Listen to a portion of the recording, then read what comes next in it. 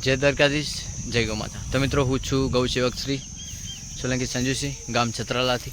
તો મિત્રો આ તમે જોઈ રહ્યા છો કે આ છે જીવદયાનો વગડો। તો મિત્રો અહીંયા ગૌ માતા અને બધા જીવોની સેવા થાય છે, બીમાર અથવા ઘણા બધા ગૌ માતા છે। તો મિત્રો તમે જોઈ રહ્યા છો કે ફરી એકવાર એક નહીં બે નહીં ત્રીજું પિકઅપ કામધેનુ કોલેસ્ટમાંથી ને તેમનું